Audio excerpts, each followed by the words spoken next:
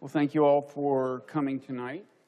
I'm Robert Wright, visiting professor of science and religion here at Union Theological Seminary. And this is the third in a series of conversations this fall called Contentions, in which we contend with big questions and also sometimes contend with each other on stage. I imagine there may be a little of that tonight, given... You're more contentious than me. So. I was actually going to use the word ornery to describe you, but okay. Whatever. There will probably be some difference of opinion. Can my chair be higher? No, I'm just joking. I'm afraid not. Okay. We made it a low chair, Yeah, to lower your self-esteem. I saw The Great Dictator. The other thing we did, by the way, is, you know, there's a number of spaces here at Union where you can have these events. There's like a social hall next door and so on, but I wanted a space where you would feel at home. Sure, and big enough, absolutely. And big enough to fit my ego. Yeah, right. Okay. Well, there's that. So anyway, I want to say quickly, the next Contentions is December 8th with Francis Fukuyama. We're going to be discussing where history is headed, apocalypse, singularity, something in between. And as tonight, we will touch on philosophical and, at least glancingly, probably on some theological issues. Well, the title of tonight's conversation is Physics, Philosophy, and the New Atheism. That covers a lot of territory. I'm not sure we'll be able to do justice to those three subjects and the interconnections among them. But if there is one conversation partner I could have in hopes of doing justice to them, it would be Lawrence Krauss. As for the physics part, he is, of course, a physicist, cosmologist and theoretical physicist, and more specifically, foundation professor of the School of Earth and Space Exploration at Arizona State University and director of its Origins Project. He's taught at Yale and Case Western. In addition to all of his scientific accomplishments, he's known, I think justifiably, as a superb expositor of science for the layperson. Perhaps as most famously manifest in his best-selling book, The Physics of Star Trek. And if you've read Lawrence, you know it isn't just a matter of clear writing. He also has a gift for the apt metaphor and also a sense of humor, as I've discovered on our previous couple of conversations that we had on my website, Blogging Heads TV. This is our first time talking in person. His other books include... You're so much more handsome in person, by the way. Sorry, go on. That's so nice of you. I just had to say. And so are you, by the way. Thank you. Plus, your shoes are way better. Yeah, absolutely. Than they were on Blogging Heads. Yeah, absolutely. I was looking down at them a lot when I was doing the... No, anyway, go on. Yeah, well, that explains it. Other books. A book on Richard Feynman called Quantum Man. Yes. A book called Hiding in the Mirror. Yes. And I'll get to the other one. There's 10 of them. You'll never remember. 10? Yeah, but it's I okay. won't get to all of them. You won't. No, and neither will you. You're going to get to the new one time. because you're going to bring up some nonsense associated with it. This is true. Okay. This will be my focus.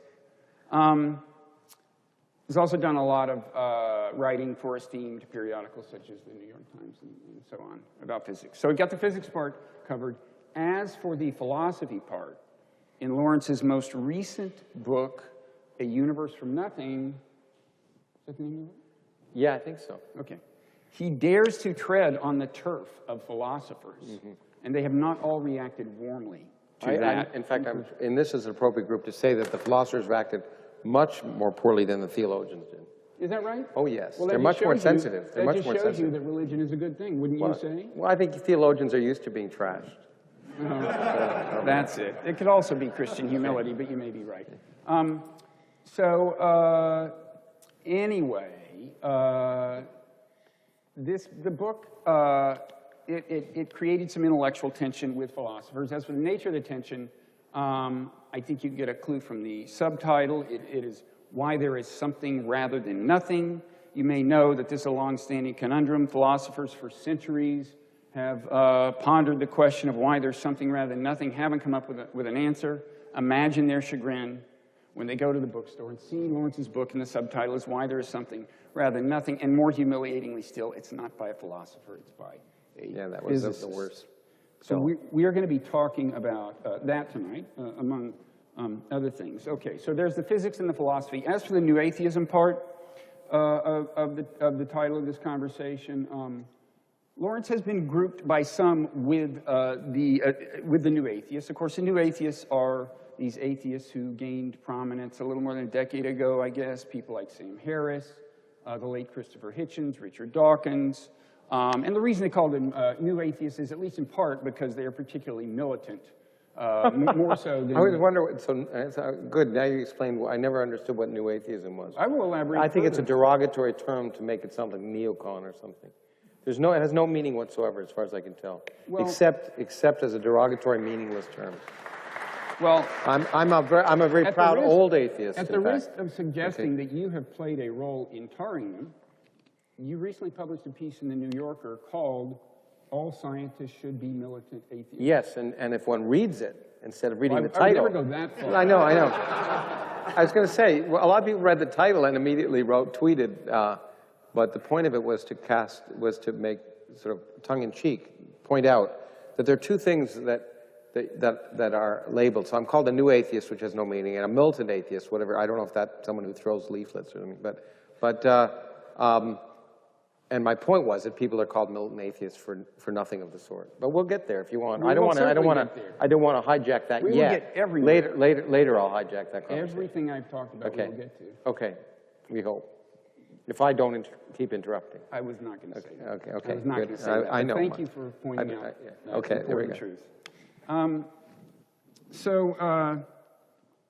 I actually was not sure whether you would call yourself a new atheist, and I guess you're a little ambivalent about that. But we will. A little ambivalent. I just, I don't call myself anything, but I certainly wouldn't label myself by a meaningless label.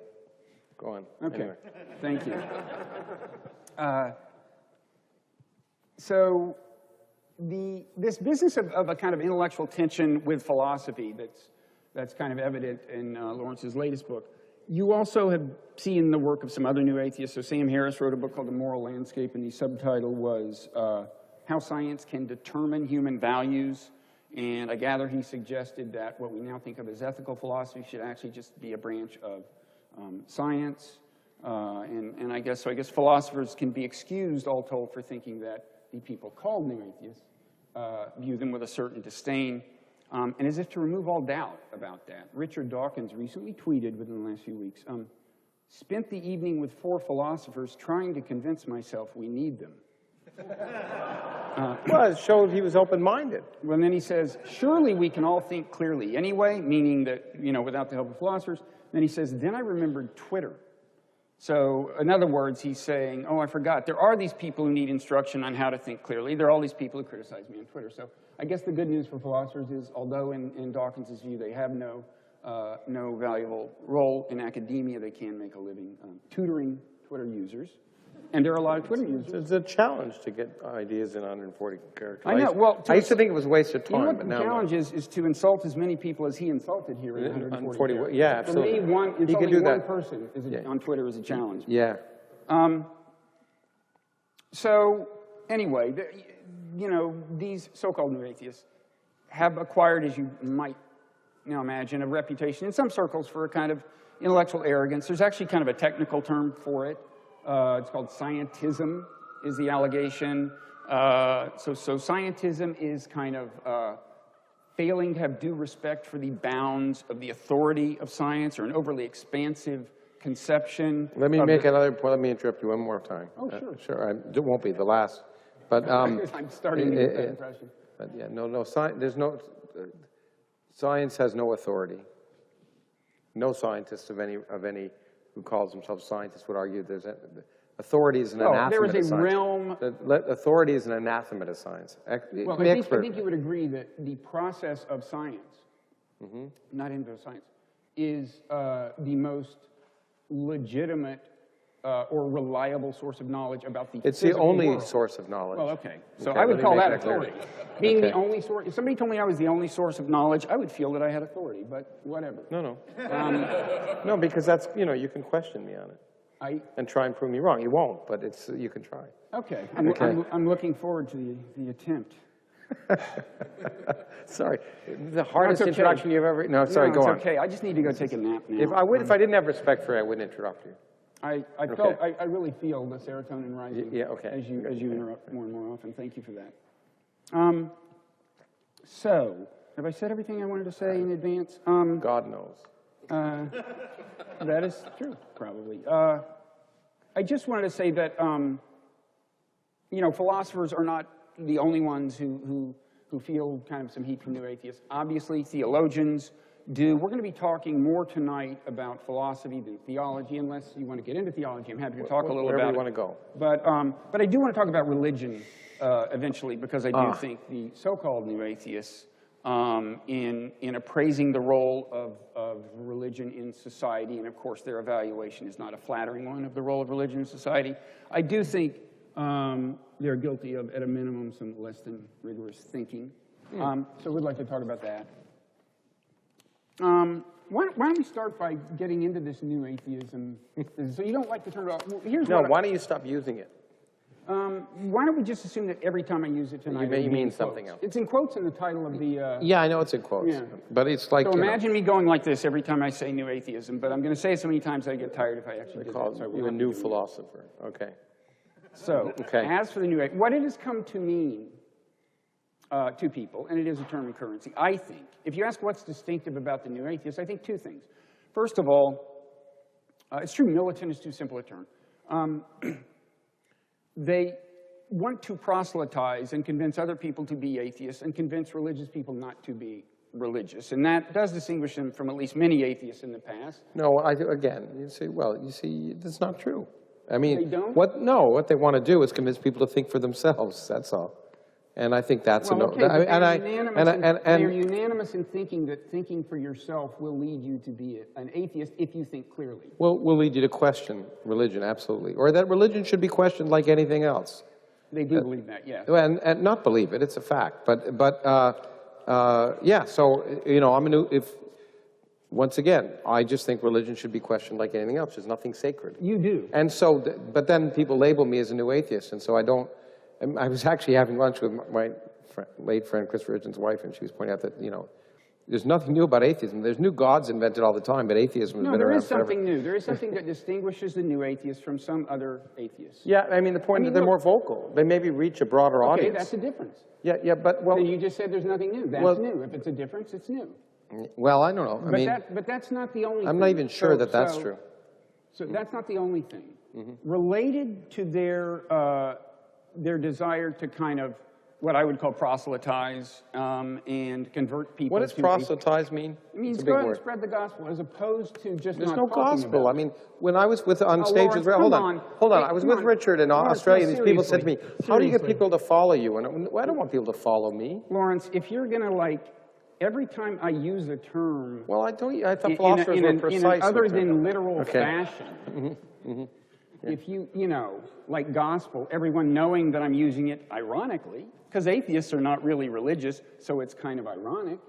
If you're going to like, you know, every time I do, we're literally going to get nowhere. Well, I think it's important to, you know, you have some reputation as a thinker, and so it's important that to me that I'm warming up to you, by the way. Yeah, it's important to me that people like you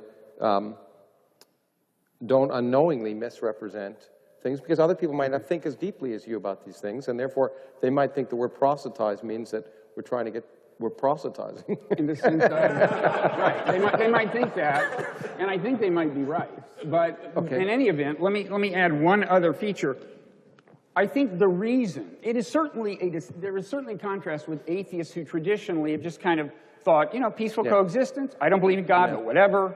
That's not their attitude. And I think the reason, the expressed reason it's not their attitude, is that they think religion is a bad thing, an inherently bad thing. On the whole, I think they think Well, the subtitle of Chris Hitchens' book was How Religion Poisons Everything. Absolutely. I'd call that a negative appraisal. Christopher, definitely, but the point is there's a spectrum. But yeah, Christopher certainly, and I would generally tend to agree with that. But yeah, so I think that's It true. poisons I think what's really a bad thing is treating religion different than anything else. That's to me that's why religion poisons everything, because it insists on some special place in the human condition, and that inherently makes it a bad thing. Okay, but that's not, when we talk about people like Harris and Dawkins and Hitchens, that's not the extent of their belief that it's a negative thing. Their belief is more elaborate than that. They just think But you just put me in a whole fine. pool of people. I'm agnostic as to whether you're a new atheist or not, but you seem to have a certain amount in common with these people. And I'll ask you, I do think on the whole religion poisons everything, yeah. Okay. Everything. On the whole. Okay. I mean, you know, that's a that you could tweet that, and therefore it's too simplistic. So during the civil rights movement, when Martin Luther King felt inspired by religion, We many had other that people discussion just today with that young man who's sitting over there when I was talking. I talked to a Columbia atheist group because they heard I was coming to see you, so they figured they'd piggyback. And absolutely, we're talking about why atheism might not be so prevalent among minorities. And one of the reasons is that historically in this country, certainly the movement against racism in this country was the institution of the church played a key role, and Martin Luther King is a good example. And so therefore, as a means of socially organizing against oppression, in recent times, the church has played a role. Of course, it played exactly the opposite role in earlier times in American history, where it was used to justify slavery. But in any case, it certainly, in the African-American community, played a key role during the 60s, civil rights, in helping organize, absolutely. Well, there were also religious people involved in the abolition movement. But yeah, of course, of course. This is just my general point, is that you can find lots of good things associated with religion, done in the name of religion. You can find lots of bad things done in the name of religion. You asked me on the whole. People who right. But I mean, have you done the inventory? Have you made a serious effort to look at all the things that are done every day in the name of religion? And really no, it's not important enough to do that. I have other more important things to do. But on the whole, but you feel entitled to opine. Well, what I do, what I do, and boy, this is getting a lot. I'm sorry, I started on. I got you really. No. But no. But here's the point. As I have become known and labeled by writing a book which simply asks the question, could you create a universe without God? Suddenly I'm a militant atheist because I asked the question. So then I come to see much more intimately. I become much more sympathetic with people like Richard Dawkins, in fact, because I come to see how you're labeled in a certain way just for raising questions. And then I come to see more deeply, as people write to me, the pervasively immoral nature of most religion in this country. It's become clearer and clearer to me as I go around that on the whole, it not only closes minds, it makes people. I get letters every day that I never got before, and those letters are from kids around the world, and also from people in small towns who tell me, and I'm just so happy I saw this, or I saw The Unbelievers, or I read your book, because I realized I'm not a bad person for asking these questions. I'm not evil. And that is, to me, something I really hadn't appreciated before, that religion has usurped this notion of morality, so that if you just saying, I don't buy it, automatically is equivalent to the saying, I'm not a good person. And that, to me, is the underlying most immoral aspect of religion. It tries to have a monopoly on morality and ethics, and it certainly shouldn't. But I mean, there's lots of studies that show it does. I don't know if in The Unbelievers, but you know of a study recently by a bunch of psychologists of students and adults in the United States and Canada that asked the question, who do you trust? And atheist, the word atheist, the lowest, on par with rapists. Okay? And that's just the way it is. And people were asked, what would be the characteristics that would most likely cause you not to vote for someone? Atheism. Infidelity, lying, financial impropriety, all of that was above being an atheist. So that, to me, because anything that suppresses open questioning is evil. And on average, apparently, the effect of religion having become ingrained in an institutional way in our society as being the owner of morality is evil. Now, I would say the same thing if right now, if it was anything else that claimed to be the owner of morality. People should think for themselves, and thinking for themselves is not evil. So that's what I'm not talking about I'm not saying whether ISIS cuts people's heads off or whether it causes people to hate gays for absolutely no reason. What it does is it makes people feel guilty for thinking for themselves, and I can attest to that from just the vast and every single day. I'm amazed at that, and I hadn't appreciated that as an evil before I actually started getting labeled and people wrote to me. I wouldn't say, I think you're overgeneralizing more than a little. I don't think it's inherent. First of all, we all, I mean, you and I both at least, favor people thinking for themselves. You're actually at a theological seminary full of people who are in some sense religious, who I think share that basic value. The fact that I'm here is testament to the fact that there are no litmus tests for actual conventional religious belief here. Yeah, but there's, as you point out, there's a difference between theology and religion. Gay rights as if religious people are inherently reactionary. Well, I don't think you'll find a single person in any way affiliated with Union Theological Seminary. Did you hear me say people? I'm talking about against gay rights. Never said people. I'm talking about religion. Religion means an institutionalized framework in our society. Right. Okay, and so, and Richard has emphasized this. He doesn't want to make fun of people. He wants to make fun of ideas. And that's and that's important. So ridiculing religion is different than ridiculing religious people, because most people, first of all, including yourself in some ways, but most people, and you don't call yourself religious, but most people that call themselves religious aren't really religious in the sense that they accept the tenets of a specific religion. Most people who call themselves Christian don't buy into most of the garbage, the nonsense of the Christian. In fact, I've been on stage with people from the Vatican. I try to get them, do you believe in the virgin birth? Do you believe in the... They won't say, because they're also scientists, and they know it's kind of ridiculous. And so, so what they do, and in fact, Richard did this study, his foundation did this study in England, of people who checked on the census, they're Christian. So 55% of people, which was the lowest number in history in England, the last census said they were Christian. So they did a further study, and they questioned people who were claimed the Christian box. They said, do you believe in the virgin birth? Do you believe in transubstantiation? Do you believe in this? No, no, no, no, no. Why do you call yourself Christian? Because I like to think of myself as a good person. And I think most people call themselves Christians because they think if they don't, they'll be labeled as bad people. I think that the majority of people who call themselves Christians in this country wouldn't satisfy the Pope's definition of what a Christian is. And that includes this Pope. You mentioned that Richard Dawkins doesn't like to ridicule individuals. Maybe this isn't ridiculing individuals, but when he tweets, all the world's Muslims have fewer Nobel Prizes than Trinity College, Cambridge.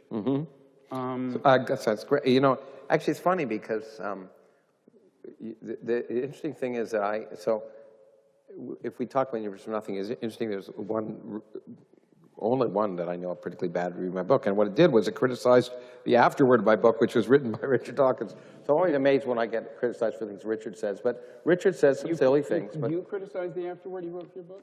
No, there was a review that basically focused on the afterword. Well, let's talk about your book and then get back to religion per se. So tell me...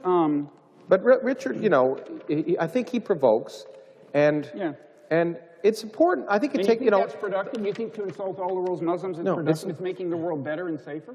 I think it can cause some people to think. I think it takes all types, 1,000 points of light, if you wish. So you think that's... No, I think it takes people like Richard. I'm a little funnier than Richard, so maybe that's a good thing. But I do think, look, someone was talking to me about an event I did in London where I debated an atheist, and I also required the room to be unsegregated because it was segregated by men and women. And it was a university, so I refused to speak if it was. And I said some things which would be considered offensive, but I did it to provoke thought. For example, the questioner was making the ridiculous statement that Islam encourages critical thinking. And it was a characteristic of the faith. So I said, really? Really? So you know, any question is okay? He said, yes. I said, okay, is it okay to ask if Muhammad was a pedophile? Okay, now that, I'm happy. I was worried that I would be, in certain places in the world where I would be killed immediately for that statement, and I was worried about it right there in London. But I knew that was an offensive statement to make, but what I was trying to do was to get people, it seems to me what you need to do is get all teaching of any sort, as a teacher, is to get people to confront their own misconceptions. So sometimes you say something that may seem as if it's offensive to get people to think about their own worldview. And that may be offensive, but also, as I told the kids today, Stephen Fry, offense is owned by the person who's offended. And so Stephen Fry, who's another new Yeah, atheist. but people are offended, and we all, even you, refrain from saying things sometimes that will offend people. Yeah, but the point is you decide how to respond. And so you can decide whether you're going to cut my head I off. do not or whether you're going to insult ethnic groups. No, Let me finish. Yeah, okay. There are plenty of ethnic groups who are It's not ethnic, it's a religion. That's letting me finish. Okay, but Sociologists define religions as ethnic groups, okay? As So- included in the term ethnic group. So That's a Christianity common is an ethnic group? sociological- That is a common sociological view, Well, yes, that's- I'm sorry to inform you. it's of a that. problem with sociology. Well, I know that the new atheists in general, not that you're one of them, in making their various pronouncements and generalizations about religion, show no respect for the subtlety of inquiry that social scientists realize you have to exercise to say meaningful things about social phenomena. I'm aware of that. So hold You on, just that's make subtle? assertions. No, it's subtle to say that Christianity isn't an ethnic group, that it Oh, come on. spans I'm just saying that's their definition. We're wasting time. It's just a waste Okay. of time. Well, okay, but It that's really what is. philosophy, anyway, it doesn't matter. Okay. Okay, sorry. Calm down My and let's point go. is, my point is, there are plenty of ethnic groups, religious, racial, plenty of other groups, demographic, gender, whatever, who are underrepresented in winning Nobel Prizes. And I think it's safe to say that some of them, Richard Dawkins would not say this about. I don't see the point of saying it about any of them, but it's certainly the case that the new atheists have gotten a reputation for being kind of anti-Muslim. And I just want to say, you know, Sam Harris says things and so on. Well, Sam's been very vocal about it. Yes. Richard a little bit. And I think it's unproductive. It's maybe worse than unproductive to be gratuitously offensive in this way. I think I agree with you generally to be gratuitously offensive is, well, it's often unproductive, but sometimes it serves a role of, sometimes you look, as I've often said as a teacher, if you want, the biggest mistake any teacher makes is to assume their students are interested in what they have to say. Okay, because then you've lost them. What you have to do, and you as a teacher, you probably learned that a lot. So, learned it this week. and so what you have to do is you have to say, what are they interested in? And let me go to them and talk in terms of things that they're interested in so that they can be interested in what I have to say. But it's not true. It's true for car salesmen, radio hosts, writers, everyone. But so that's one way to reach people. But another way to reach people is to say something that appears so offensive that it causes people to, well, there are two reactions you can have. You can just be disgusted, or you can say, how could someone say that? Or, you know, that's an interesting statement, but it really offends me, so let me think of why it offends me. So I can understand doing it. I don't think it's not my style as a matter of practice, but I certainly think it's one way of raising the issue. For example, let me give you an example of something I said that's offensive to some people. I said, on the whole, teaching religion to children is child abuse. Okay, some people were offended by that statement, and we can go into why I said that statement. But then they point out, well, why did you say that? I said, well, if I hadn't said that, you wouldn't even know what you wouldn't have heard what I was talking about before. It raised the profile of that discussion I was having because I said something provocative. Now, that provocative thing, provocation and offense are slightly different, but I'm sure every time I say something provocative, I also say something offensive to some people. Okay. That's their problem. Speaking of putting things in a provocative way that succeeds in getting attention, there are people who have, you mentioned, we wanted to get your book, your latest book. There are people who have said that the subtitle, Why There's Something Rather Than Nothing, is false advertising. So let's get into that discussion. Well, first of all, let me try to pithily summarize what I think is part of your argument, and then you can correct me if I've got it wrong, which I may well. But part of your argument is this idea that I gather there are these things called, well, first of all, there are these things called fields in physics, electromagnetic field, but there are also these things called quantum fields, relativistic quantum fields.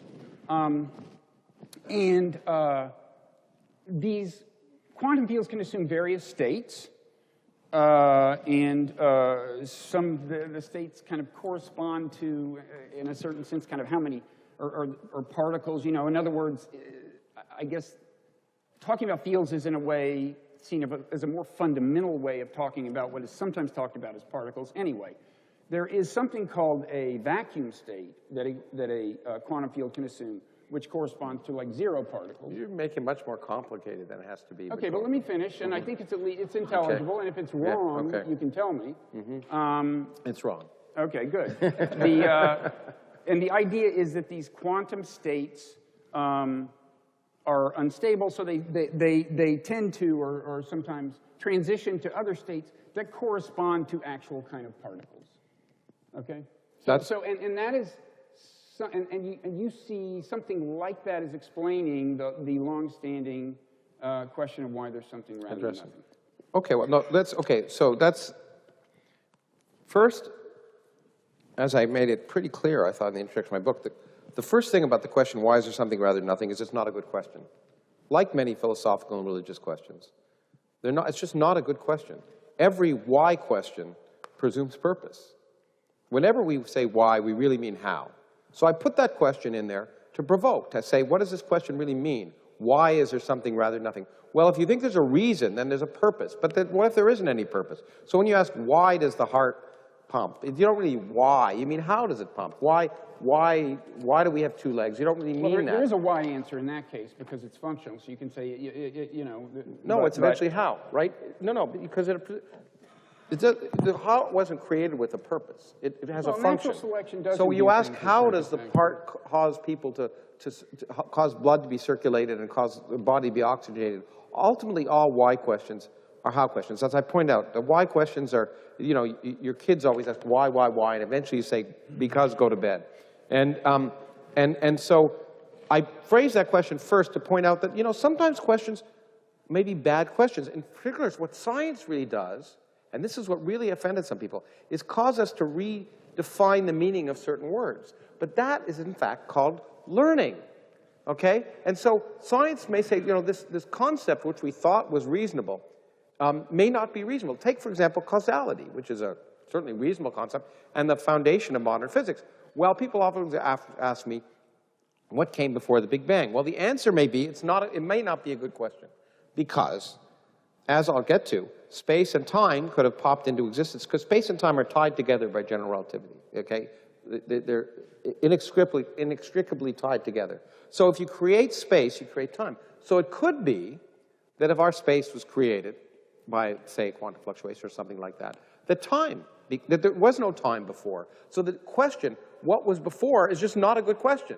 Now that means we can't use traditional techniques of even physics to try and address it. We may have to change our ideas of what are good questions. Just like quantum mechanics has caused us to change our ideas of what separation means, what distinct means. You know, things here and things there, if they're entangled in the classical world, are separate objects, and if I affect something here and instantaneously affect something there, it appears as if something happens faster in light. In quantum mechanics, that's not true. So we have to change our concepts. We have to be very careful. One of the points of my book was, what is nothing? So when you say, why is there something rather than nothing, you have to define what you mean by something and nothing. And as you pointed out clearly, that means understanding from a physical perspective what those concepts are. And the thing that I tried to say, which also appeared to offend some people, is that nothing is a physical concept. It's not a philosophical one. Namely, if nothing is the opposite of something, if that's really true, if nothing is the opposite of something, which maybe you could argue isn't the case, but let's accept for the moment that's the case, then something is clearly a physical concept. So we really, in order to understand what nothing is, which is the absence of something, we better understand what something is. And that means we've got to do science. And so I tried to lead people through that. Now, it is true, what I pointed out is there's 3 kinds of nothing. I mean, the interesting thing to me is people who say, why is there something rather than nothing? And who object. I'm going to ask you to cut to the chase pretty quickly. Okay, I will. Well, it depends if you want me to actually explain what I'm talking about. But no, but hold on. So the nothing. So when you ask the question, what is something? Why is there something rather than nothing? You have to find what nothing is. And I would argue most people, specifically when I think of the theological basis of that question, don't actually define what they mean by nothing. They mean the Bible as often defines nothing as this vast empty space, which I point out is certainly unstable. But I said that's a simple kind of nothing. And then you talk about quantum fields. Well, that's another kind of nothing. But my point was, But that's not a kind of nothing. And let's focus on this because that's a let- criticism. No, let's get there. Let's the get criticism there. I know of why you people- don't want to go there. No, but let's get there. Yeah, let's get there. No, I really want to get there because, hold on, you haven't let me get to the real nothing. You just talk for 5 minutes. Give me a break.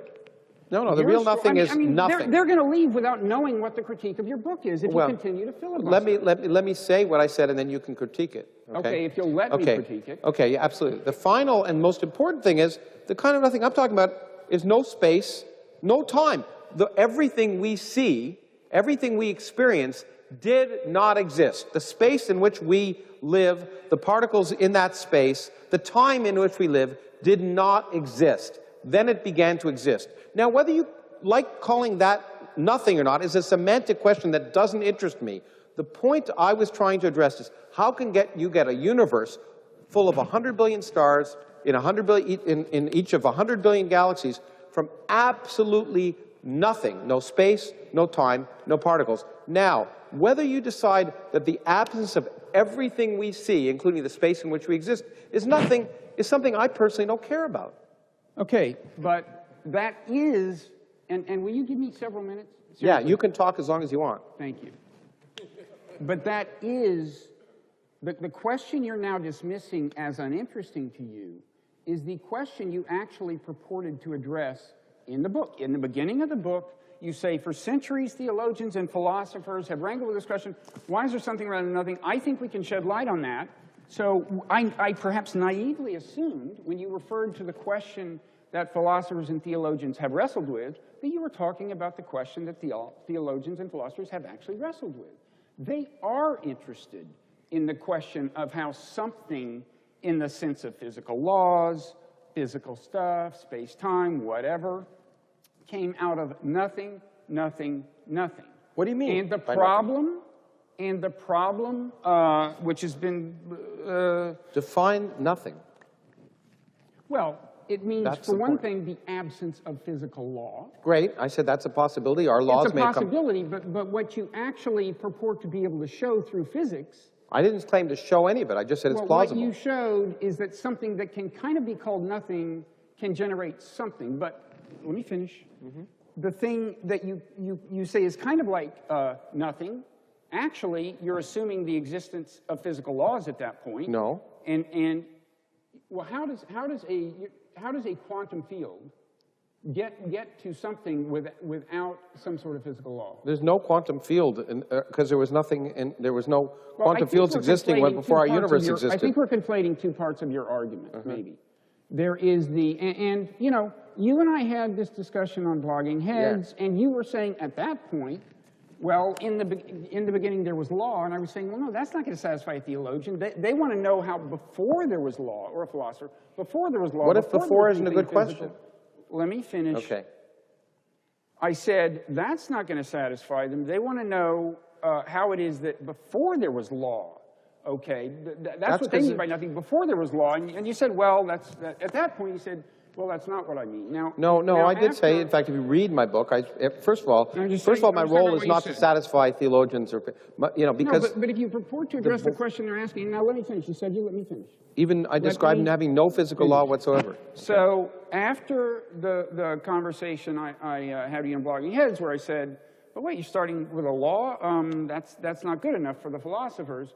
Then the review of your book appeared in the New York Times Book Review by David Albert, philosopher. It wasn't a review of my book. It was a review of the book he wished I'd written. Yeah, well, go on. He, unlike me, is a philosopher of physics. Yeah.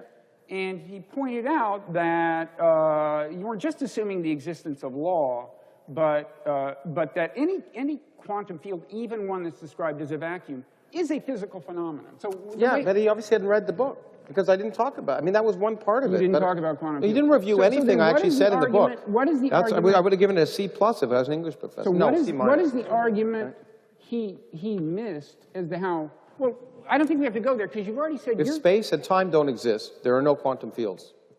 And there are no laws. And I even said, in every different universe in a multiverse, the physical laws can be different. If there are an infinite number of physical laws, there are no laws at all. Are you talking about a time when there are no laws? Or every law. I don't think of it as a different. If anything goes, then there are no laws. Well, anyway, what philosophers mean is no laws, nothing that's in any sense physical stuff. Are you showing us how you get from there to here? Yeah. Do you purport to show Yeah, us yeah. that? In this sense, let me try and walk you through an example. So look at that light. Okay, so you can see the light because there are photons coming from that light, right? Okay. But the photons didn't exist. They weren't sitting in the atom before they were emitted, when the electrons changed energy levels. They didn't exist at all. They didn't exist. Those photons weren't there. Suddenly they exist. Right. Now, that doesn't bother you. A photon from nothing doesn't bother you.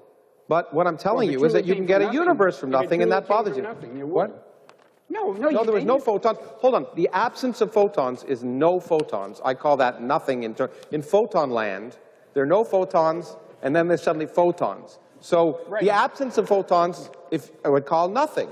Now, so if I suddenly have photons come into exist from no photons, it's a really amazing thing. And I guess when I say I'm providing insight into the issue, I don't say I solve the question. I say science changes our thinking and causes us to rethink some of those fundamental questions, like why is there something rather than nothing, and realize that maybe that's not such a good question, because the distinction between something and nothing in science is not so great. And in fact, in certain kinds of science, including quantum field theory, nothing, which means no particles, no radiation, is completely indistinguishable from a state with lots of particles and lots of radiation. But it's even more, because if you make space and time dynamical, then universes can come where there were no universes before. Now, if something existed outside those universes, that is an interesting question, and it's a turtles on turtles question. You can ask, we don't have an answer to this, you can say, did our universe come into existence spontaneously when there was really nothing, no space, no time, and nothing else existing elsewhere? Or did it come into existence in the midst of a multiverse in which other things may have already pre-existed, and may have pre-existed for an internal time? Those are interesting questions, but it adds you'll forgive me, but I think the real philosophical and theological question is that it makes it appear as if you need a divinity that seems to violate the laws of physics, is how can you have all this stuff if there wasn't stuff in the first place? And the thing I wanted to celebrate was that you can get all this stuff from no stuff without any supernatural shenanigans, and that to me is amazing. And that's the question I wanted to address. But you did not show how you get there from nothingness in the sense that philosophers have always meant the term. And that's why you started out rightly by saying, I don't care what philosophers always mean the term. I defined what I meant by nothing. I defined my terms. They don't. Didn't mean what they've always meant. I don't define in terms of what they mean. I defined what I wrote a book. Why is there something rather than nothing? There is a sense of the word nothing as defined by you in which you have shown how something can arise for it. It's just not the sense that philosophers have always meant. Fine. Which is fine. Okay, so we agree on that. Yeah, I don't know what philosophers are. I would claim I've yet to meet a philosopher who's defined what they've always meant. Well, they definitely... No, when it comes to nothing, I define at least my terms. No one's ever countered me. You know what they define nothing as?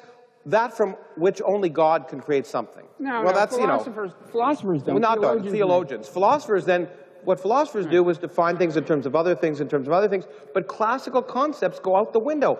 Before may not mean anything. The term before the Big Bang, what it came from. In fact, why is there something rather than nothing may really be a bad question, because it implies a causal process that may not have existed. And we have to accept that these possibilities can arise, and that physics tells us they can arise, and realize that it may change the meaning of the question, and the question may not be a productive question.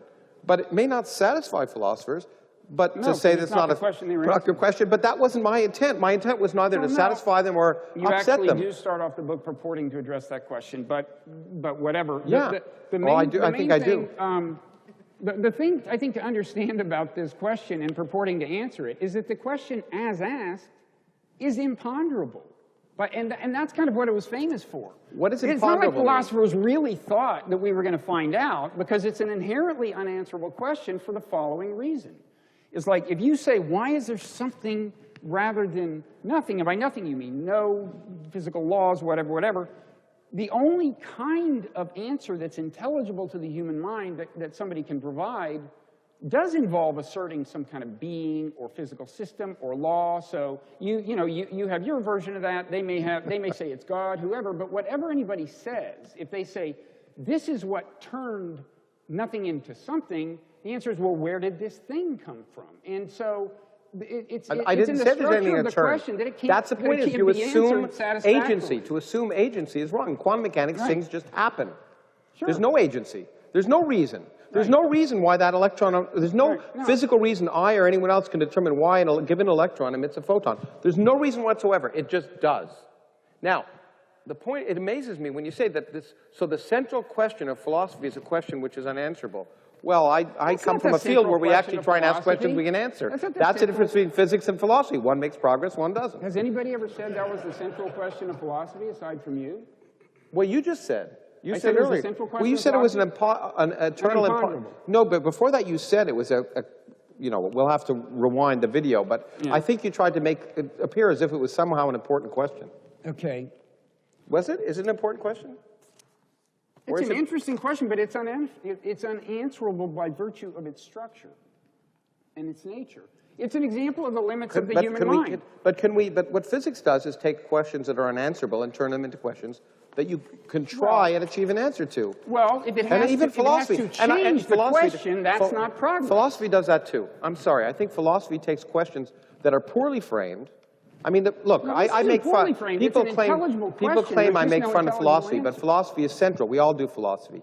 What philosophy does, by rational and clear and critical thinking, is to try and take vague questions and turn them into precise questions, which you can decide upon whether they're answerable or not, and then you can proceed by reason.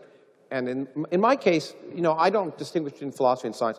Science is just empirical evidence, because that's the only, in my opinion, source of knowledge, supplemented by reason, and they come together. Now, some people call the reason philosophy and the empirical evidence science, but to me, the process of science is to take empirical evidence, use rational thinking, and combine the two. And that's what philosophy does in all of its best cases. Philosophy bases itself on evidence, tries to establish extremely precise, critical, logical steps of thinking to determine what questions are reasonable, how to frame questions that are reasonable, what lines of thought might be productive, and you know, so that's sort of science. I don't think there's any distinction between those two. So we agree I'm right. Yeah. Okay. But we do agree, I think, you're not answering the question that philosophers No, we don't agree. Well, I don't know what philosophers are asking. Sorry. I can't, if I'm not asking a question that's vague and ill-defined, you're right. I'm sorry. They're asking how you get from nothing, nothing, nothing. I mean but nothing. there's no No sense laws, no space, no time, no particles. Now, sense in that may not be nothing. Fine. But at least I defined it. But I'm just a physicist, so that means I'm inherently kind of a heathen. I mean, I just tried to define what I say. And I think if you read my book, I very clearly defined what I mean, and I never claim to describe anything that I don't define. Sorry. Go on. Okay. So we'll before long get to Q&A. Let me ask you a couple of things. Just there's a phrase you say, if you could just briefly tell me what you mean by this, that you're researching. The more we learn about the workings of the universe, the more purposeless it seems. Do you mean the more we understand about just the machinery, why things happen? There's no evidence that there's any purpose behind the universe, yeah. Okay. But I mean... Does that mean there's no purpose? I don't claim there isn't. But I mean, if you think of it as like a deistic purpose, you know, like a God who wound the thing up, then further exploration of the mechanics don't really shed a lot of further light, right? All I said what I mean. There's no evidence of purpose in the universe. Does that mean there's no purpose? Absolutely not. It just means there's no evidence for purpose. So, but you know, it seems to me, you know, as scientists, we don't say, what we can say is something's likely or not likely. And we can even sometimes quantify the level of likeliness. That's all we can do. And so you can say, you know, are there evidence of unicorns? Okay? Well, and I can't prove there aren't unicorns, but I can say there's no evidence for unicorns. It's highly unlikely there are unicorns. What would evidence of purpose look like? Okay, if I looked up tonight on the sky, if it were clear, and the sky rearranged itself and said in ancient Aramaic or, you know, English, because apparently God speaks English, Okay. I am here. You know, that'd be pretty convincing to me that there's something going on. You mean a specific theistic interventionist purpose? That's what you're not talking about purpose generically. Or if there was evidence to me that somehow the direction of dynamics in the universe had any specific direction towards something I would call good or complexity or something. Well, if there's any actually- direction, if it looks like things are designed in any way, then I would say purpose, and there's no evidence of design. Actually, if you look at evolution, and I want to emphasize, I'm talking about a strictly mechanistic view of evolution by natural selection, period. Sure. If you look at evolution and the subsequent kind of cultural evolution it gives rise to in the human species, there are people, including me, who believe, first of all, that actually the evolution of intelligent life was fairly likely. Once you've got intelligent life, the trajectory we've seen is You think fairly it's really likely? higher. Yeah, I do. And I'm not alone. I mean, Based on what evidence? read a chapter in my book, Non-Zero. No. Read the whole thing. I mean, it seems to me we have a sample of one, so I think it's... Well, okay, yeah. generically, the Took 4 billion years to do it, too. Generically, the number of thresholds that have to be passed to get you to intelligent life that have been passed multiple times independently. So like multicellular life has been invented many times.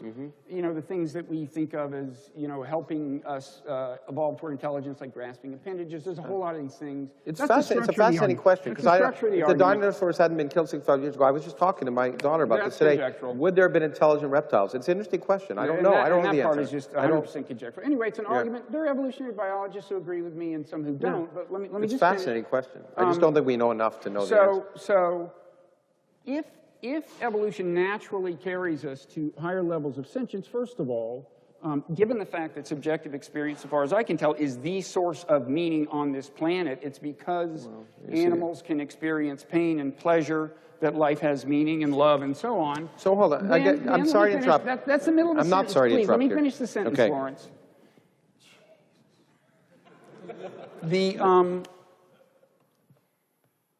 Then what that means is that if you accept the premise of directionality, again, read my book Non-Zero or other things. Dan Dennett agrees with me on the likeliness of intelligent life, by the way. You said directionality. You make it evolution has no natural direction. Evolution has no natural direction at all. That's what upsets me, because what you do is promulgating a myth about evolution. Dan and I it has no disagree. directionality. Dan, it's a complicated It depends on question. natural selection. Yes, it does. So in fact, if there So were let me different finish. conditions on the Earth, Let me- then the direction of evolution would be anti-intelligence, because if the conditions of the Earth were such that only single-celled life could exist, then natural selection would, anytime multicellular life arose, it would die. So I mean, to argue that that evolution has some direction towards complexity or intelligence is to vastly misrepresent what I think evolution is now. Now, you know, you'll have to get Richard Dawkins to see. I mean, I'm not an evolutionary biologist, any number of but it biologists just who depends agree on with conditions of natural selection. Yeah. On Earth, conditions were such that that intelligence arose, but there could have been vastly different conditions which would ensure that evolution would imply that intelligence would never arise. So you say, you know, I've thought about this, I've argued with people, I've written about it, people look, there's an argument going on. No, I think I said what I meant, and you have to ask me why I'm wrong. And anyway, let me finish the thought. If you agree, and I made this, the idea that there's a kind of directionality, if a mechanistic one, in biological evolution and in cultural evolution is when I made a book length in Non-Zero. Read it. If you disagree, get back to me. Well, I gave you But my anyway, argument. You have to tell me what's wrong with it. I mean, we don't have all night, and it's a complicated question. I'm just trying to give people the big picture. If the temperatures were 1,000 degrees, you'd find that natural selection would not obviously. Okay, there are that's many inhospitable then it planets. doesn't have a directionality in that case. Well, or the if directionality life is can't quite go different. anywhere, it won't go anywhere. You know. No, you could imagine you could imagine life forms existing, but complex multicellular life forms based on biochemistry of carbon would certainly not arise. So, as a physical fact, whatever forms of natural selection might result in a self-replicating entity anyway, that utilized energy from the environment would For the not. moment, I'm talking about evolution on this planet. We don't know how many planets are like this. I'm talking about evolution on this planet. Let me just finish the thought. If you accept an argument that I've made at length, that biological evolution is likely to lead to greater complexity, ultimately intelligence, intelligent life, for reasons I could argue and don't have time to, is likely I'd love to to carry hear it, social evolution. We'll argue about it over dinner. I'm happy to. Yeah, we will. Social evolution to higher and higher levels. You get a couple of things. First of all, natural selection is like a machine for generating more meaning in the sense of more conscious life, capable of things like love. Secondly, Wow. interestingly, and this is, by It's the way, wonderful I how just from realized- wrong premises you can rise. I just realized this is going to masterfully bring us back to where we kind of started. Okay.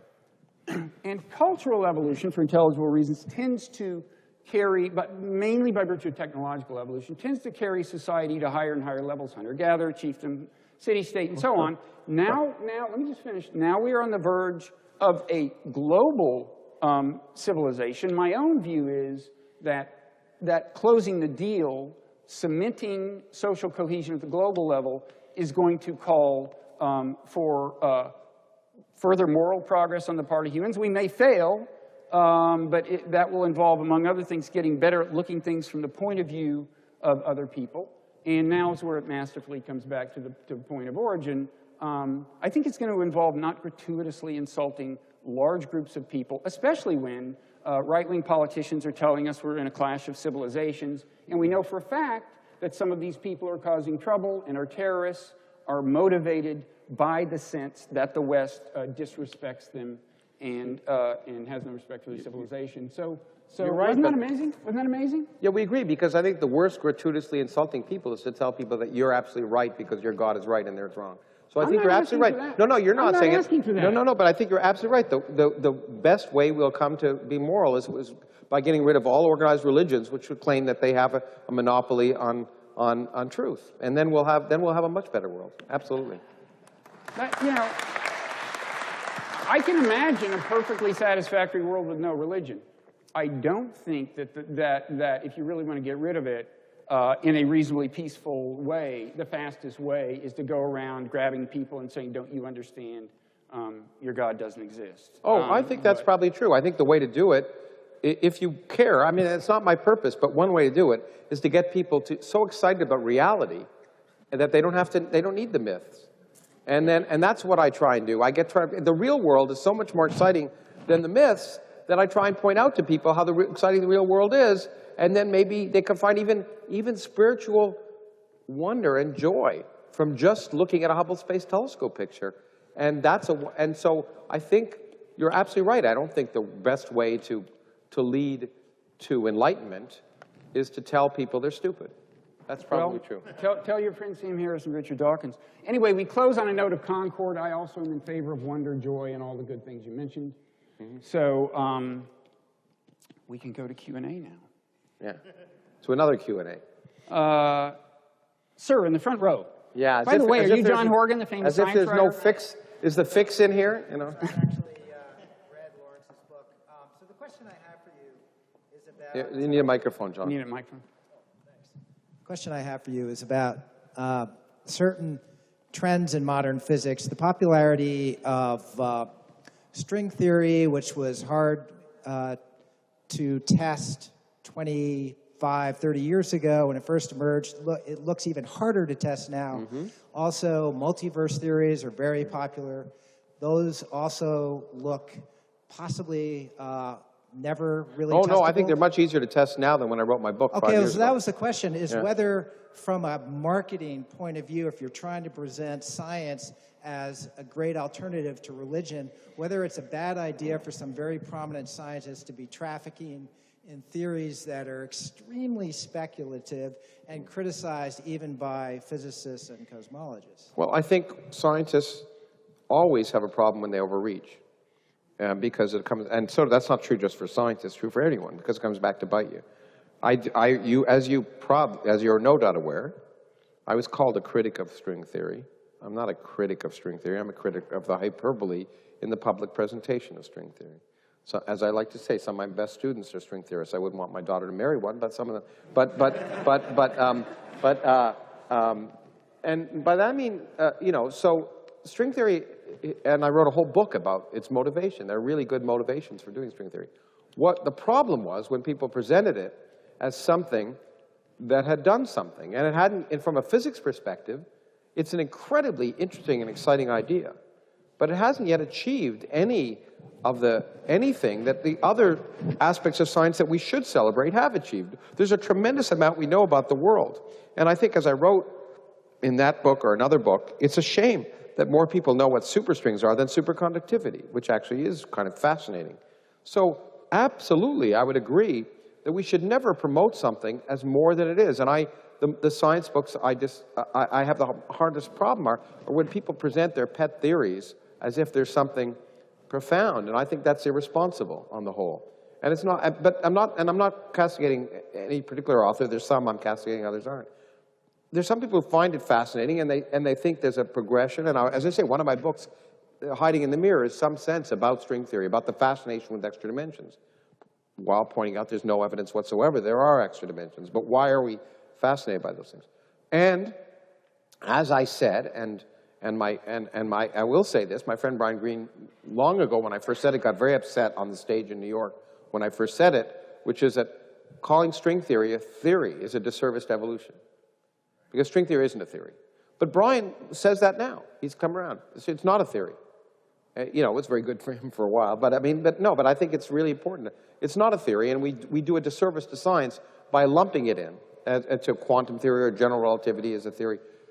So yeah, I think it is, but I don't think that's generic on the whole. And by the way, multiverses are, the big difference, of course, between string theory and religion. So people say string theory is religion, and there's a huge difference. String theory is well motivated. I mean, there's a real set of rational reasons for exploring it. There's no rational reason for inventing these myths. There was an irrational reasons when 2,000 years ago people didn't have scientific explanations of anything. So string theory is well motivated.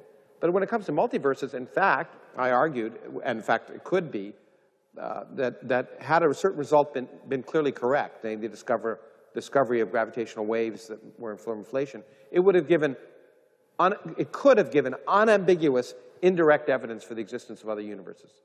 In exactly the same ways that we understood the existence of atoms well before we could ever see atoms. So I was quite excited by that possibility. It turns out that result may not be correct, but it could be in the next few years that we will be able to test the ideas of evolution, come down with a mathematical model which we can test in 50 different ways, where the 51st prediction of that model is that there must be other universes. And I find that fascinating and empirically interesting. It turns metaphysics into physics, as far as I'm concerned. Other questions in the very back there, or almost very back, with the Metallica T-shirt on? I always call on people with Metallica T-shirts on. I appreciate that. I'm glad that you kind of reconcile science and philosophy in a way. I find that it's a common attitude among many scientists that philosophy is kind of outmoded because of the advances that science has made over the past century or so. In certain areas, I agree with them. Philosophy of physics is outmoded in the sense, and this probably upsets David Albert, but there are certain areas of science. See, philosophy is the birth of science. So what philosophy does is begin to formulate questions which can lead to productive answers. And so the natural philosophy was well defined as natural philosophy. When it came to physics, those questions were important. But where physics is now, the philosophical questions are just, they don't drive the field. That's not a pejorative statement. It's a fact. It's just nothing any philosopher does right now affects what's happening at the forefront of physics. And that's just the way it is. That doesn't mean those questions aren't of interest to philosophers, but they're not of interest to physicists. One of the reasons most physicists can't spell philosophy. Okay, well, I guess my issue was the disconnect. But in neuroscience, by the way, there's an area where my friend Dan Dennett works, where we understand much less, and philosophers can play a much more useful role in framing those questions. So, you know, I mean, I'm often stereotyped as hating philosophy because I have to make jokes, but there are certain areas where it's incredibly important and useful to frame questions. And we all do philosophy. Exactly. Whenever so anyway, I don't need to tell you that. Okay. But yeah, essentially, I believe there's a huge disconnect between scientific discourse and the vast majority of people on Earth. And that's one of the reasons why I do what I do. Yeah, I think one of the reasons is that scientists often, in fundamental ways, fail to understand the human condition in ways that to somebody who studies philosophy is pretty self-evident. For instance, Stephen Hawking made this statement that if we were to make contact with extraterrestrials, it would lead to a lot of atheists. And that to me was extremely... It would lead to what? A lot of people becoming atheists. He also said we shouldn't make contact with extraterrestrials, by the way. He likes to make a lot of statements. They all make news. But to me, that was incredibly naive because I could easily imagine going back a millennium and saying, well, perhaps if we discovered that the earth was round, a lot of people would be atheists. Obviously didn't happen. If we discovered that the earth was not the center of the universe, it would make a lot of people atheists. Didn't happen. So my question is essentially... Yeah, I think you're right there. I mean, I think it would cause people to, it would change the dialogue, but I suspect the people who need religion would not stop needing religion. Yeah, same here. But my question is, how do you kind of bridge that gap? Because a big criticism of Spinoza, which to me is one of the greatest atheists, whether he directly identified as that or not, is that the criticism that he failed to understand the role that religion had in people's lives, that it fulfilled so many needs that humanity has that a purely rational scientific view just doesn't feel. It may feel it for you or I, but it doesn't really feel that need for the vast majority of people. So how do you then you bridge that gap between what humans kind of need on a deeply, perhaps unconscious level and what science offers? Okay, Well, thank you. to be honest, no, it's a good question. No, I can answer I said thank you. Oh, I thought you meant That's what I say to good questions. To bad questions, I say that's a bad question. Oh, I see. Sometimes, okay. Sometimes I thought people say thank you when you think someone made a statement and you want to move on. Okay. But that was a question. So, thank you. Thank you. Anyway, so there's a matter, it's just a matter of communication. So, it is true that it is hard for people for whom the things that religion provides to many people doesn't provide it to them, for them to empathize. Okay, so it's empathy. But I think so what we have to do is be honest about it. We have to be honest, recognize that there are things that religion provides, ask why it provides those things, and ask the question, is that the only way to provide those things? And I think that's a much more productive way of dealing with it. I happen to, and I'll be upfront about that. My big point is that I think that there's nothing that religion provides that a real, honest view of the world couldn't provide under the right conditions. Solace, consolation, group. We could all have quantum mechanics classes every Sunday, although my preference would be rock concerts. So I think that, people tell me religion brings people together every Sunday, and of course it does. It builds a sense of community, but there are other ways of building a sense of community. And what about a sense of meaning? Well, the fact that the universe has no meaning doesn't mean you don't have any meaning. Okay? You make your own meaning, and to me that's much more profoundly more energizing than the statement that someone else defines your meaning. You defining your meaning makes every action you do more precious. And so I could be a preacher and argue those kind of things, which I do sometimes.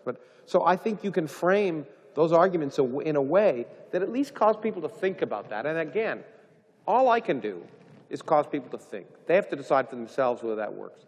But you're absolutely right that many of the ways we speak, and I don't want to generalize scientists in general, appear to be alienating, appear to not understand, and are patronizing, appear to suggest that people who are religious are stupid.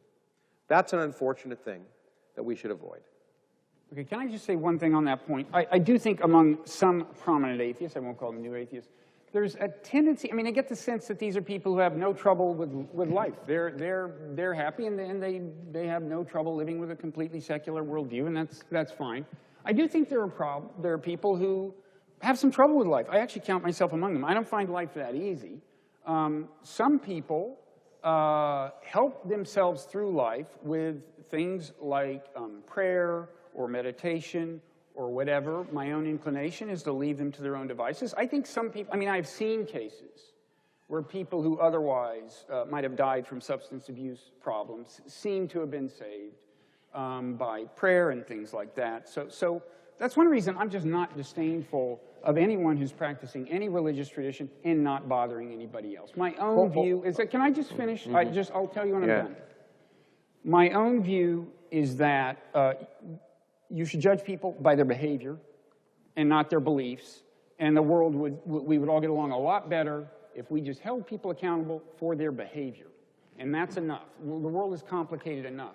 And finally, let me finish.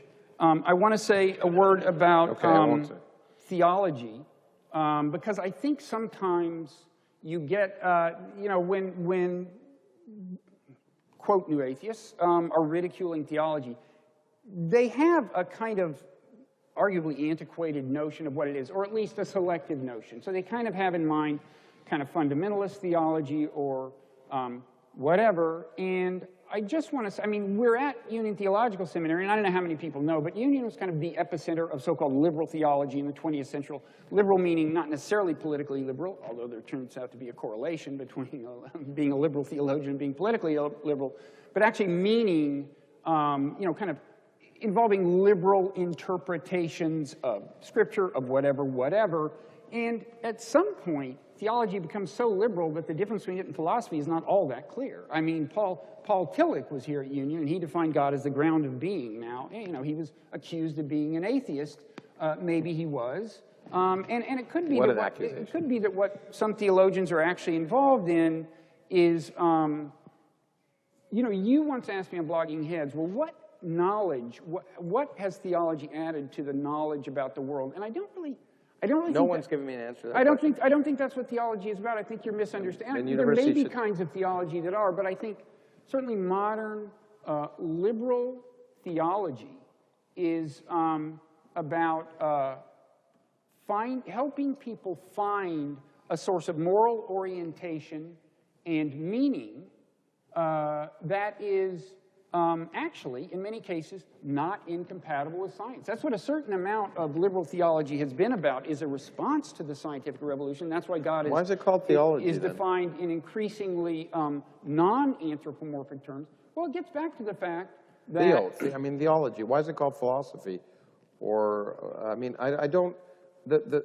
I mean, with all deference to this beautiful building, I don't think any self-respecting university should have a theology department because it hasn't contributed anything as a field to knowledge. Philosophy has, psychology has, but no one has given me an answer yet for, in the last 500 years, any bit of knowledge that theology has given. As I said, I don't think that's what a lot of modern I think it's theology philosophy. is about. It's philosophy. Well, I'm saying that the line is kind of blurring, and in a certain but I think theology is maybe more mindful of helping people preserve any valuable sources of meaning and moral orientation that they have. And maybe all it is a graceful transition to an ultimately atheistic world. I don't know. What I do know is that there are people who need to have a spiritual life. I say let them have it. Well, I have a spiritual life. You mean let them have it. My spirituality is better because mine's related to reality. Yeah, but what I'm saying is... I don't want to usurp spirituality as if it's not somehow related, as if it's different. Yeah. I mean, look, besides enjoying pushing your buttons and... look, can I just pay you a compliment? You're really good at it. Yeah, that's right. I mean, you make my wife look like a total... I think it's important for people like me sometimes to not give way when people use colloquial definitions that permeate a falsehood or propagate one. And I think that the notion that spirituality is somehow separate from science is a notion that I disagree with incredibly. So that's why I interrupt, because I think if I don't, it gives and that's why I try. I think there are terms that are used that people like me need to say, hold on, all the time, because if we don't and make pests of ourselves, then they just. Anyway, that's part of the reason. Besides the fact I really do enjoy pushing your buttons. But I do agree with you about beliefs and actions, and I've written that. And in fact, a good friend of mine... people account for their behavior and let them believe what they want as long as they're not hurting anybody? except for the following. And I've had this dialogue with Noam Chomsky, and you can watch it on TV to see it, because we did it at my institute in Arizona. We've done it privately. He said to me, I don't care what people believe, it's what they do that counts. And that's true. But the important thing is what people believe affects what they do. And to not recognize that is, if every man was an island, to use that thing, then I wouldn't care what people believe. But what people believe, if they're parents, or if they're teachers, or if they're heads of organizations, impacts what they do. And therefore, you have to ask, therefore beliefs are of some concern, because they do produce actions. Right.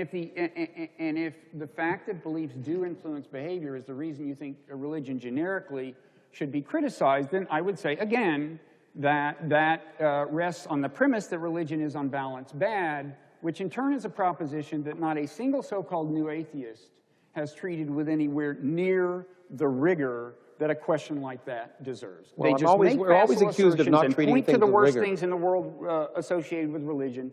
And I welcome the moment when. Well, they, I think when they Steve do. Pinker addressed the question very well in Thank his you. book. In his book, The Better Angels of Our Nature. No, do you not think Steve Pinker did a really good, detailed job looking at this question in The Better Angels of Our Nature? Which I think was a very rigorous and interesting book. And by the way, I mean, he's pointing to a kind of moral progress through history, which to some people would suggest the possibility of purpose if realized through a strictly Which he doesn't. materialistic process. He points out that the He doesn't, science and the but- Enlightenment produced that, is what he argues. Well, and no, that's rational not incompatible. thinking. That's not incompatible because these are all part of a Anyway. material process. But you know what? I don't think it's that religion should be criticized. It's the point is that religion can be criticized. That's the point. It certainly can be criticized. We agree there. Yeah. Are you? Yeah. I'm flattered they want to hear me. Okay. Well, you haven't said anything yet. We're reserving judgment. Talking about the new atheists, if you, speaking for myself, and a lot of atheists that I know, and there's some people I see from around here who I know from the atheist movement, the job is not to try to convince religious people that they shouldn't be religious, because that's impossible. I mean, if you live in a literate society like ours, and you reach the age of 21, and you believe in God, then you're not thinking rationally. It's like a 4-year-old believes in Santa Claus. A 10-year-old believing in Santa Claus, she'd say, what the hell's with this kid? Because it's obvious. So the reason why we have an atheist movement is not to change those people, because you give them a logical argument, their thinking is not logical or rational. It's a matter of faith. It's an emotional thing. And sometimes very intelligent people can be religious. And atheists can be very stupid sometimes. But not in... Present company not excluded. in this case. Okay. He does push buttons. Okay. No. So, where was it? Oh, yeah. You were So, going to ask a question, I think. well, I was going to say something, see your reaction to it.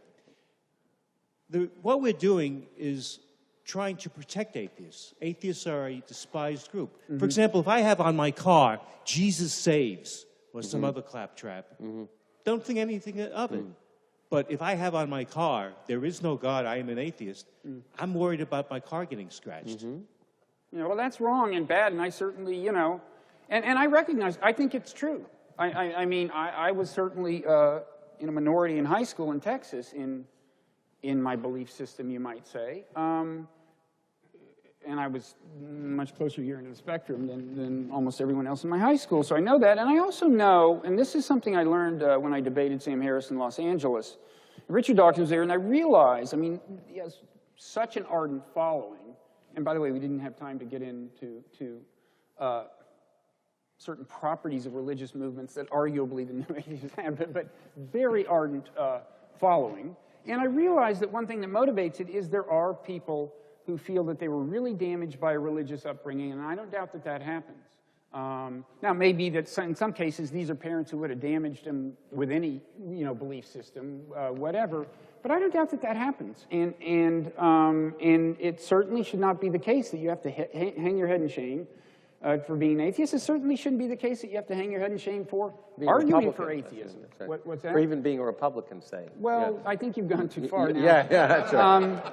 There I are agree. some things that should be Yeah, stigmatized. yeah. So I mean, don't get me wrong. I just think that the kind of the attitude we see on the part of some new atheists is, in important respects, counterproductive and rests on simple-minded premises about whether religion is generically, you know, good or bad. Well, hold on. Yeah, okay, but of course, that's a vast generalization, which I'm sure which is, and also a facile one, which I know you're totally opposed to. You want rigorous thought. But to say atheism is based on this, No, I said some, what I meant to say was some new atheists are making manifestly facile assertions about religion generally because they don't back it up with rigorous argument. Well, some may be, but some don't. And some may be Sam Harris, but- and some may be the late Chris Hitchens. well, I think and some may be Richard Dawkins. Well, Christopher's book is backed up with a great deal I mean, it's a I read it and debated him. I have a different view. Okay. No point in Now, litigating now, here. I hope you won't say later that you debated me, because first of all, I don't enter debates in general. I have dialogues and discussions,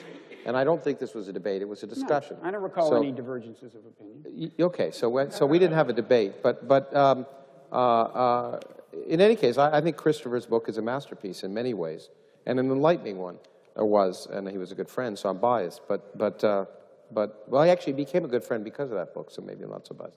But I think the point is not just so much defending atheism. I think you need to just make it normal, and that's, I think, the main purpose of these standard bearers, if you wish. And you mentioned movement. I'm not part of a movement. I mean, I don't like to be part of anything that will have me as a member, right?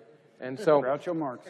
absolutely. And so, I don't think of some movement. All I'm trying to do, and I spend most of my time doing other things, but when I'm called upon, is to just make it normal, is to point out that you can, that you can be a thinking, reasonable person, and moreover, that there are interesting questions that should cause you to doubt your faith. In fact, I wrote a piece, which you didn't quote, which I said, I think the purpose of teaching, and we should, in every high school in this country, encourage children to doubt their faith. Because just like we should encourage them to doubt absolutely everything else, we should teach them to doubt what their parents tell them, doubt what their teachers tell them, and doubt, because that is a central part of becoming a thinking person. Well, I certainly think we should teach science. I think if we specifically encourage them every day in school to doubt their parents, you may see the public funding of public education begin to dry up. Yeah. But whatever you think will work. So I think, first of all, we should feel flattered that as many people have stuck around as that's right. have. I should take. Let's quickly. If somebody can ask a question in like 30 seconds or less, vows to be able to, then let's pick on them and just choose two of them, right? And for convenience, let's make them in the same place. Quick questions, ask them in succession, and then we'll get a response to both of them and then adjourn right here, these two. Okay. The young man. Well, that's not fair. What's not fair? Well, I mean, let's ask each person to have a question and answer it, because whenever two people ask things in succession, one person's question gets subsumed in my experience. Right, but like I'm imagining the average length of a Lawrence Krauss answer, and I'm doing the math. I know yours seemed much longer to me, but I think it's because, anyway, it doesn't matter. Yeah. So my question is two parts and addressed towards Robert. Firstly, I believe you have some misconceptions about evolution. Doesn't natural selection simply favor the organisms which are most successful at replicating under their given habitat, and that's not necessarily towards multicellular life or complexity? And lastly, repeating a word over and over again more loudly isn't a definition for it, so could you please define nothing? Okay. And then the... Those are questions I asked him, too, so it's good. Maybe you'll get an answer. Hi. Dr. Krauss, would you say that science basically undercuts not only religion, but a lot of the secular people who say, oh, I'm not religious, but I'm spiritual, and they believe in things like past lives, psychic powers, and stuff like that? Like I saw Sean Carroll at the Amazing Meeting a couple years ago, and he just basically threw cold water on all that, and it was... Well, science throws cold water on those things which disagree with empirical evidence, and which are unfounded on the basis of, which make claims which aren't supported by empirical evidence, and that includes all of that nonsense. And I wrote a book a long time about that.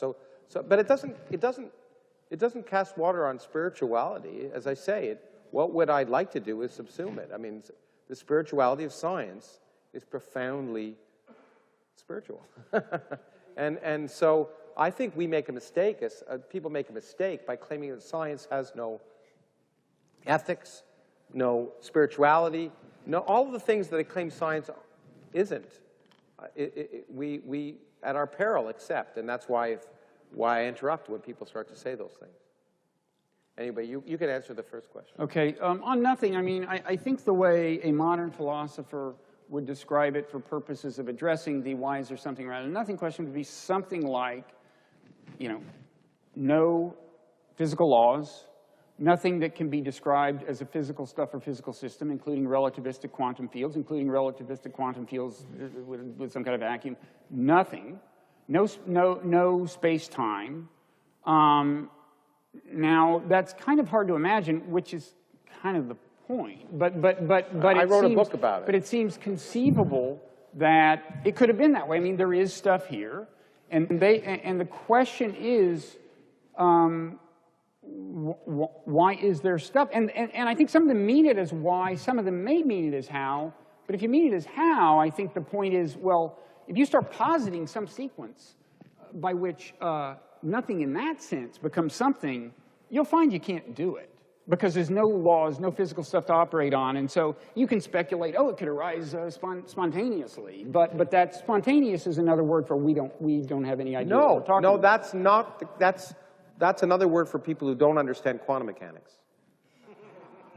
Okay, I'm serious. The point, the point is various classical notions of logic and meaning are changed, but that, they're changed because we are, not because we wanted to change them, because the universe forced us to change them.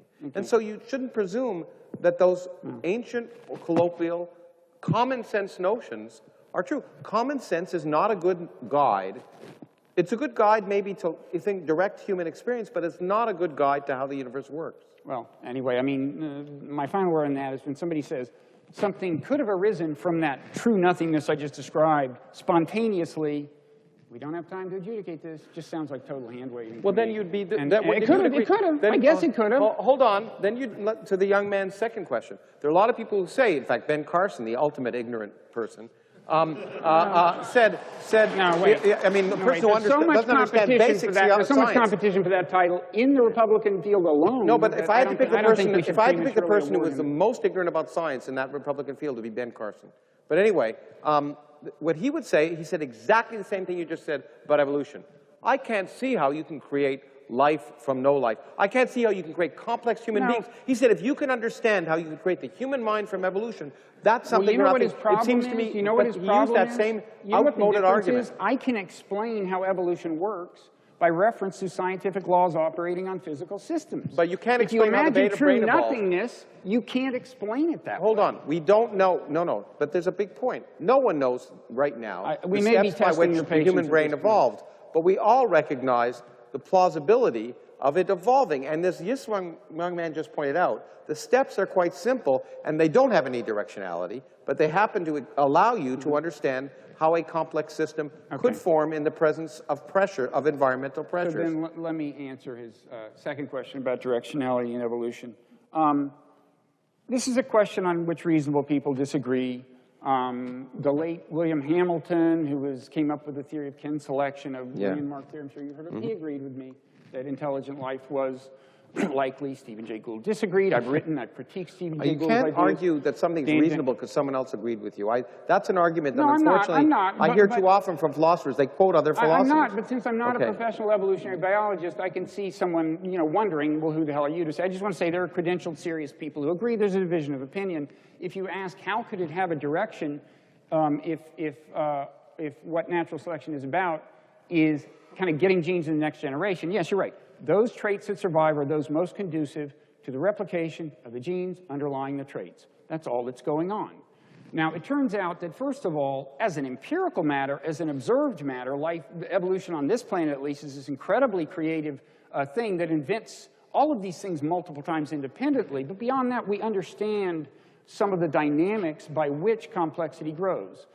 For example, and this is ignored, Jerry Coyne, a so-called new atheist, in his latest book gets into this argument, and it seems like he hasn't read anything since Steve Gould wrote 20 years ago, because a good example of something Coyne ignores is the existence of so-called arms races, like within species, and to some extent, probably a lesser extent, between species. But that dynamic puts upward pressure on behavioral complexity through a known mechanism of natural selection that everyone knows about. So there are other reasons to think that in general, when you're in a competitive situation, not just with other species, but with other members of your own species, to get genes in the next generation, behavioral flexibility often pays off.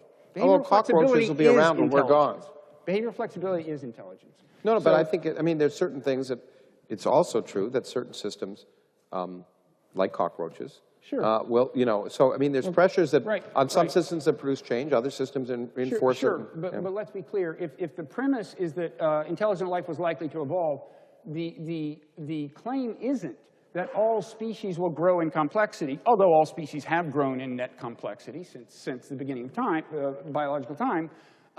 It is just that at the outer envelope of complexity, if you look at the most complex species on the planet at any time, that tends to, if fitfully, get higher. And it's an established fact in the fossil record that outer envelope has, in fact, gotten higher. We are at the outer envelope. I think I've given you a sense for the kinds of arguments that come into play. Although it's And quite I think likely Lawrence- just temporarily. But again, you're making, I think your point is a good one. Let me just say that. Oh, I okay? think we're going to end But- right here. But hold on. Thank you. But hold on. No, Thank you, but, Lawrence. Let's but- give Lawrence a big but hand. But but the outer envelope goes in both directions because evolution explores all the entire allowed phase space. But the important point to realize is you're also making the assumption that we're somehow the endpoint. It's quite likely. No. Well, hold on. It's quite likely that intelligence is a temporary thing. And therefore, in the long run, if the Earth survives up to the 2 billion years before it's about 1,000 degrees, then it's quite likely, it's quite possible. I don't say quite likely. It's a possibility which seems to me as likely as any other possibility that intelligence will end, and there'll still be happily life on Earth. And in that case, I don't see how you can say natural selection will inevitably produce higher complexity because the life forms that may survive in the long run are less complex. If your friends continue to insult entire ethnic groups, intelligence may indeed turn out to be a temporary phenomenon, but I hope not, and I hope the human endeavor survives. So listen, Lawrence, we're going to close on a note of concord, friendship, and amity. Yes. And I just want to say that you have been everything I hoped you would be. You've been provocative, articulate, entertaining, and above all, wrong. So let's give him a big hand.